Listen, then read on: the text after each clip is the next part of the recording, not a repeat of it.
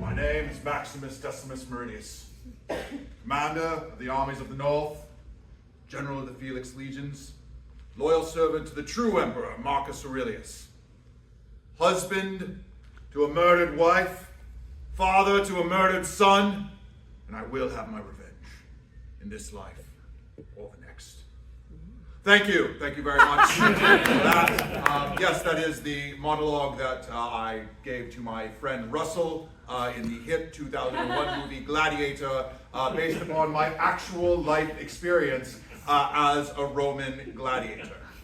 For those of you who may not have met me before, or who may not have seen the movie, spoiler alert, I bet most of you have seen the movie, I am also known as Maximus, the savior of Rome, also known as the Spaniard, which you probably could tell by my flawless Spanish accent. Now, the story of Gladiator, for those who haven't seen it, please put your hands together if you've seen Gladiator before. Yes, thank you. It's hit my life. I'm so pleased that my life was able to be made into such a wonderful film. It's about a story about a general who becomes a slave who becomes a gladiator that defies an empire, and then dies. But then goes to the underworld, where he's tasked by the Roman gods to fight Jesus and Christianity, because Christianity is taking over from all of the Roman gods' power. You know this. You've all seen Gladiator 2. It's the actual plot of Gladiator 2 as pitched by Nick Cave, who is a singer friend of my good friend Russell, who wrote the script for Gladiator 2. If you've never, you know this though, you've seen Gladiator 2. So after I try and kill Jesus, it turns out that I couldn't actually kill him, because while I was reincarnated through a dead Roman soldier, my dead son was actually reincarnated through a Christian soldier. Yes, that's right. Oh, that was exactly the effect that we were going for in the movie, which I'm sure you've all seen, Gladiator 2, right? And so we obviously couldn't kill him, and I couldn't go through with the murder of my own son. So upon failing upon that, I was sent through time to be reincarnated as warriors after warriors after warriors. I fought in the Crusades. I fought in both World Wars. And I have to tell you, I was very excited about World War II at first. I felt very much at home because I saw so many Roman salutes. But then, no, it's not getting dark. I know those were not the good guys. I killed a lot of them, don't worry. I made it through Vietnam, guns, napalms, grenade. It was great. And then I settled into a job at the Pentagon. That's actually what happened. I'm sorry, I feel like I'm talking to people who have not seen Gladiator 2. Please make some noise if you've seen Gladiator 2. So, okay, so you know that that's actually what happens in Gladiator 2, right? They didn't completely change the movie, completely recast it, put some crying Irish twink guy from independent movies and try and make him the new Gladiator or something, right? They didn't have some Oscar-winning actor like Denzel Washington just play himself and take over the entire movie and be the only good thing about the movie, right? They didn't wait 20 years after the original movie was relevant before they released Gladiator 2, correct? They did? And that's why none of you have seen Gladiator 2? Well, I guess you were not entertained. Absorber the yellow and porous is he. Is another nonsense be something? Hi, I'm SpongeBob. Wow, we're a long ways away from Bikini Bottom. Mr. Krabs would never believe I'm on a stage at the Second City. Not that you would shell out for a ticket if he were here. Ever since I was a small piece of foam, I always dreamed of a life in comedy. You know, making people laugh and not getting in trouble for it. You know, I'd love to just rake in all that money and just live on Easy Street, the typical life of an amateur comedian. But there's so many paths in comedy, which way would I go? I know, I'll try roast comedy. Oh, hi sir, cool shirt.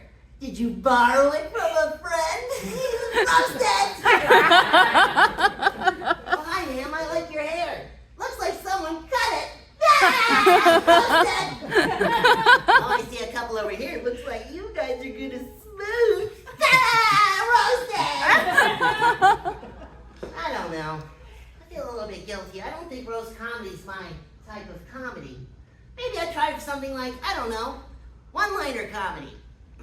I get no credibility. The other night, my wife asked me, you want to try a rough? I said, okay. She cleaned the cheese grater with me. I get no credibility. Oh boy, my kids are dumb. How dumb are they?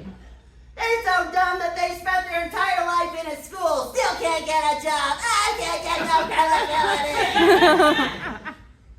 A little old school, I guess. I know. Let's try some college humor. All right. If I were a whale constantly being pursued by a mad sea captain every waking minute of my life, I'd be a Moby Dick too. You know, if a jellyfish gets called by his full name, he's in trouble, boy. Where were you last night? Gelatinous fish. All right. If I could choose to probably do any type of comedy, I'd probably do edgy and philosophical. You want to know something? Life is just a ride. And some people might try to discourage you from that ride, enjoying that ride. You have to be this tall. You'll probably puke. It's just a ride.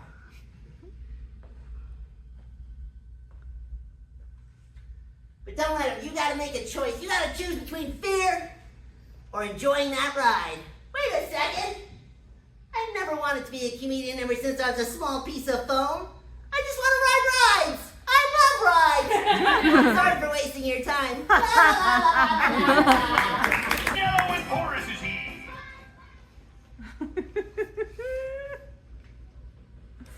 Sandcastle.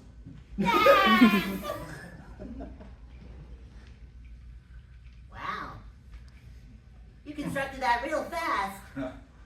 Yes, when you're a Roman general, you have a lot of talents. One of them is manipulating the sand with your blade.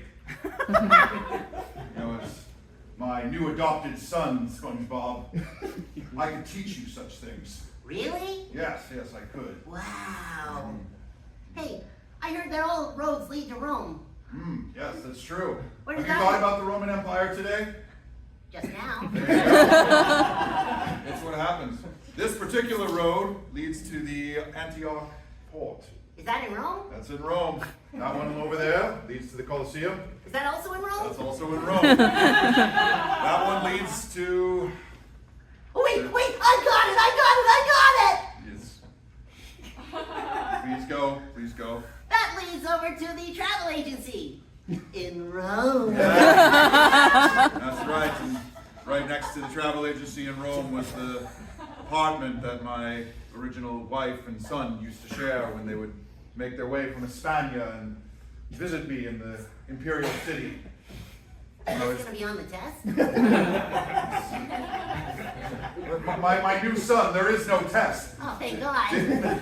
The only test is that, you love me as a son and I love you as a father, and that you really work hard and for the rest of your life to get the actual script for Gladiator 2 produced into film.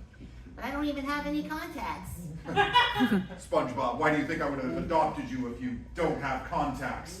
You know David Hasselhoff. He didn't. He's changed his number. He's not letting me call. I called too much and I called too late. You could call him back, SpongeBob. Look, we can do things for each other. How many blockbuster movies have you had? Too many to count. And I've had one. One, and it bothers me deeply. I see. So I just thought that this could be an adoption of convenience. I scratch your sponge, you get me the sequel that would get somebody else an Oscar, not Russell.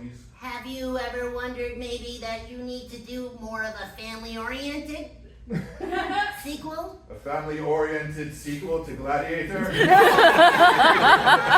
call Can you it? pitch me the opening sequence to the family-oriented sequel to Gladiator?